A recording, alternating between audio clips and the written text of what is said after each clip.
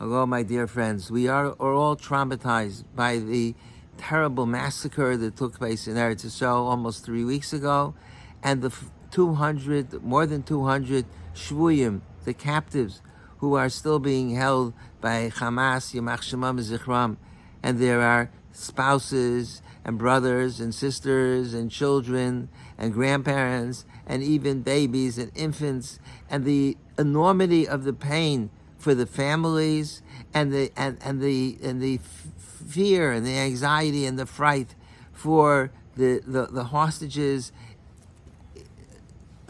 We can't even think about it. We can't even identify with it. It's so unbelievable, beyond our scope of comprehension, and we all feel like, what could we do? We're paralyzed almost. What can't we do something to help change the situation? So I want to share with you an inspiring thought. It has been pointed out by a number of people that today is Yud Aleph Cheshvan. It's the Yartzeit of Rachel Imenu. And Rachel, as you know, the famous story of Rachel, that she was supposed to marry Yaakov. The night before the wedding, she was afraid that Luban, her father, would pull a fast one. He was a devious person, and they would switch her sister Leah for herself. So Yaakov gave Rachel simonim. He gave her signs that she could identify herself in the darkness of the night. And then it came the next day, the day of the wedding, and indeed, Lavan switched Leah for Rachel, and Rachel knew that if Yaakov would discover that it was Leah, she would be tremendously humiliated. So Rachel gave the simonim to Leah, even though it meant that Leah would marry Yaakov Avinu. And then later on, it would mean eventually Yaakov married Rachel also, but it meant that Leah would be part of that marriage. She brought in a sister into the marriage. And the Medrash says that when the Jewish people went into Golus, so the Yirmiyahu Hanavi comes before HaKadosh Baruch Hu pleading for them, and the HaKadosh Baruch Hu tells Abraham, Yitzchak, and Yaakov, the Avos, and Moshe Rabbeinu to plead for Klal Yisrael, and to no avail. And then Rachel comes before HaKadosh Baruch Hu, and she pleads. And the Haftorah that we read on the second day of Rosh Hashanah, which is so unbelievably moving, but it's so unbelievably pertinent and relevant. Rachel comes before the Kadosh Baruch Hu, and she pleads with the Kadosh Baruch Hu. She says, Ribbon Shalom, I gave away my simanim, and I'm a basar v'dam, I'm a human being, and I brought Leah into my house. I allowed her to come into my house, and so that she shouldn't be humiliated and embarrassed. So Ribbon Shalom. So maybe it's true that the Jewish people brought idolatry into the Beis Hamikdash, but if I could have compassion and give my simanim to Leah, so you could have compassion on Klal Yisrael. So this episode is this alluded to and described in the Haftarah that we read on the second day of Rosh Hashanah, one of the most beautiful and moving parts of Tanakh, and it's so relevant, mamish, right now, today. The Navi says, this is what Yirmiyahu says, Kol Amar Hashem, God says, Kol Barama Nishma, there's a voice heard on high, Nehi Bechis Amrurim, a bitter wailing and crying. Rachel Mevakal Baneh, Rachel is crying for her children. Me'anoli Nachal Baneh, she refuses to be consoled. Why? Ki einenu, the children are not present. The children are gone. The children are missing. The children are going into Golus. So the Rabban Shem says, Kol Amar Hashem, Mini kolach mi bechi, remove crying from your voice, Veinayach mi dima, and tears from your eyes, Ki yeshachar tov, yeshachar v'lasech ne'um Hashem. There's a reward for what you did. V'shavu mi eretz oyev. And they will return from the land of the enemy. And there'll be hope in the end. Your children will return to the boundaries of Eretz Yisrael. It won't happen immediately, but eventually it will happen that they will return. And that's what we should be thinking about now, and that's what we should be diving. That the children of the Rebbeinu Shalom, in the merit of Rachel, she did such that you see the Chazal consider that to be such a powerful mitzvah that she performed, that in that schus, eventually, yesh tikva achri seich. So maybe now's the achri seich. At least now maybe is one of those periods of achri seich. We can ask the Ribono Shel Olam that in the schus of what Rachel did, vishavu vanim legvulam, the children should return to Eretz Yisrael. There's a tremendous lesson to be learned from this episode in Tanakh, and that is that, you know, we oftentimes feel that we're impotent, that we're not important. You know, we talk about always the importance of davening and doing mitzvahs, and that'll make a difference.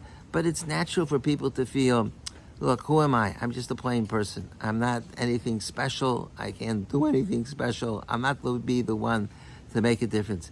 And that is a tremendous mistake, because you never know when a person could do something that tips the scales. When Rachel gave the simanim to Leah, she wasn't a extraordinary, exceptional person that was one of the most that we knew that who she was. She didn't. I mean, she was going to be, but she didn't know. She didn't know how great she was. She was a plain person, and yet you see that act that she performed, a simple act of chesed and kindness that she performed, that dramatically changed Jewish history. The Rebbe Shalom promises, there'll be a time when they'll return in the merit of Rachel Imenu. And every single person is capable. We don't know what we do that it can be an act of tremendous heroism. We dismiss it and we think, yeah, what difference does it make? And what our tefillos, and we don't think that's so important. Who am I? I'm not the one that's going to make a difference. Maybe the Gadol Hador could daven, or a great Rosh Yeshiva, or a Rav, or a Rabbi. But who am I? Like Moshe Rabbeinu said, who am I? They go to Paro. I'm not an important person. That's how we all feel. So, you know, in this week's Parsha, the Chumash says the Rebbeinu Shalom told Moshe Rabbeinu to go outside, and he says, look at the stars. And he says that look at the heavens, your children will be like stars. And Rashi says at the beginning of Shmos that Klal Yisrael is compared to stars, and that the stars, HaKadosh Baruch Hu, every star in the sky, when HaKadosh Baruch Hu brings it out in the nighttime and returns it in the daytime, he counts them and he calls them by name. So what's the comparison between, what does it mean the Jews are like stars, and why does God call the stars by their names? It means, this is how many of the Mefarshim say, you look at a star up in the sky, does one star make a difference, or two, or five, or 10? There's so many stars. We are able to see a few thousand stars. There's billions of stars, a trillion. There's, I think it's 1 to the 22nd power. There's so many stars in the sky. Does it make a drop of difference? Let's say one star would disappear. Who cares? What difference does it make?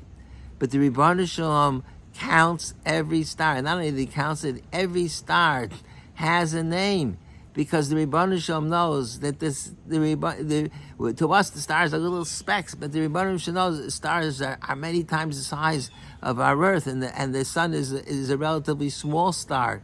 And the star, they're enormous. So the Ribono Shel Olam knows each star is so important, and therefore he counts the stars and he calls each star by its name. So when the Ribono Shel Olam said to Moshe Rabbeinu, Kol Ye'ezaracha, that's how your children are going to be. Your children are going to be like stars. It means maybe to us, we don't see that they're so important. But the HaKadosh Baruch Hu said, Habeit Nashma, look in the heavens. If you go up into the heavens and you get closer to the stars, then you could see, wow, the stars, the magnitude and the significance of every star.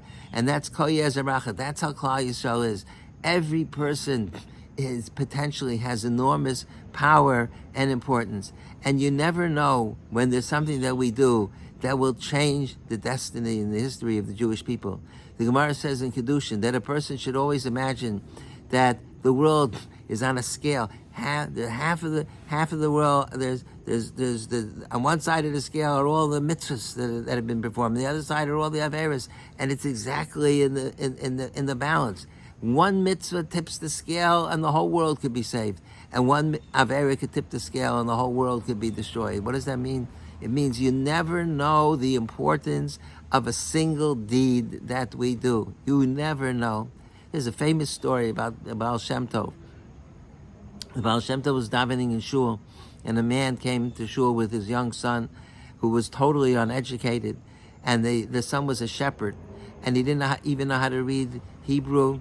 He came to shul on Yom Kippur, and he saw that the people were davening, and he wanted so much to daven with the people that were in the shul, but he didn't know how to say. So he had with him his flute that he would use when he was a shepherd to play to the animals, so to control the animals. So he wanted to play the flute because he wanted to do something. He was yearning to do something of significance, like everybody else. He didn't know the words. And the father saw that he had a flute, and you can't blow the flute on Yom Kippur, so he put his hand over his pocket that he shouldn't blow the flute. And this went on the whole day. The boy wanted to blow his flute, and the father didn't allow. And finally came the Elah. And when the father, one moment the father maybe wasn't looking, the boy took the flute out of his pocket, and he blew a long, beautiful sound in the flute. And the father and the congregation were aghast at what he did. It's Yom Kippur, you don't blow a flute.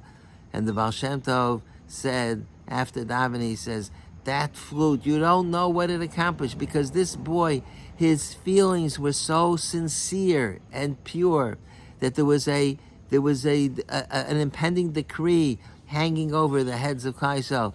And because of that boy's flute, the decree went away. And you never know when we could be that flute, when we could make the difference with our tefillos. And it's not only our tefillos, it's the things that we do, the actions. I have to tell you a story that I heard 3 days ago. I was at a wedding, Monday night, and I was sitting next to somebody. I didn't know who he was. I said, Shalom Aleichem. We started to talk a little bit. He told me he's a dentist in Passaic. And we were talking about his Rabbi was Rabbi Berzon, the influence he had on him. He says, yes, he had a very big, Aryeh Berzon. He had a very... tremendous, not his real Berzon. He had a very big influence on me, and he told me a story about himself to show how Rabbi Berzon influenced him. He said that he was making a new set of teeth for a woman, and it was taking a long time, and the lady was very upset and exacerbated about it. So finally, he had the new teeth came in, and his assistant was bringing it into the room, his dental assistant, and she dropped it on the floor, and the teeth chipped, and they couldn't be used anymore. And the assistant that dropped it was mortified, and she knew that how much pressure the dentist was under with this lady, and how upset she's going to be. And then she was standing next to the dentist when he had to tell the lady that your teeth are not ready, and so he quickly thought to himself, and what he did was he took the teeth that he had intended to use, and he pretended that accidentally he opened his hand and fell on the floor, and he picked it up, and he said to the lady, "You won't believe what happened. I can't believe it. The teeth cracked. I'm gonna have to get you a new pair. But in the meantime, you're here. Let me put these in your mouth. Let's make sure it fits, and this way, when it comes back, we'll be able to repair it right away." See, this dentist told me that his assistant was so moved by what he did, and he saw on her face she was not a Jewish person, but she was so relieved that he cared about her, and he didn't throw her under the bus, and he didn't say, "Hey, it's not my fault. My assistant dropped your teeth on the floor." She just couldn't believe it. Who knows an act like that?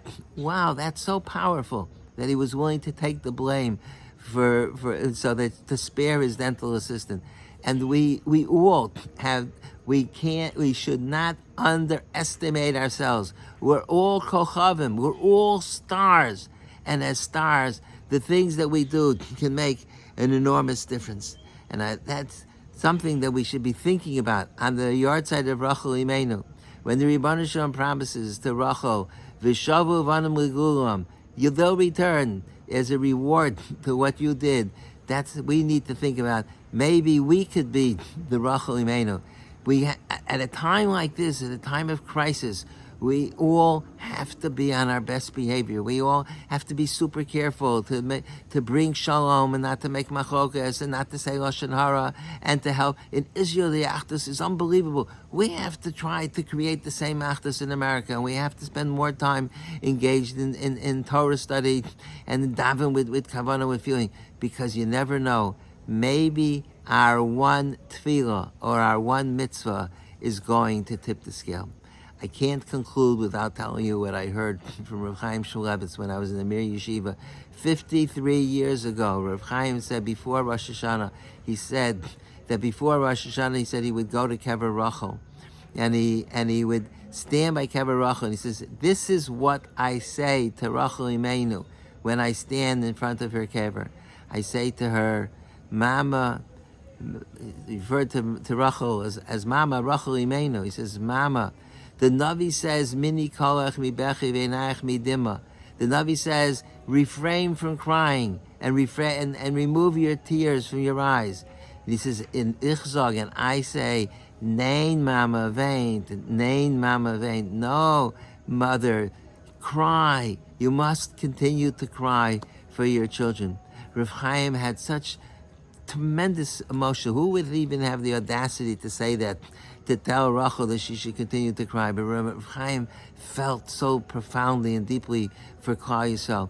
And we have to feel, our tefillas, halavai, that our tefillas should rise to the level where when we're davening and we think about Rachel Imeinu crying, maybe that will inspire us to cry as well. And maybe those tears will be the tears that the Rebbeinu Shalom will say, okay, Mini kolech mi bechi, I heard your tears, remove the tears, because v'shavu vanim l'gvulam. In Mirz Hashem, the children, all the hostages, every single one of them should return to their families, and there should be a nechama for Klal Yisrael.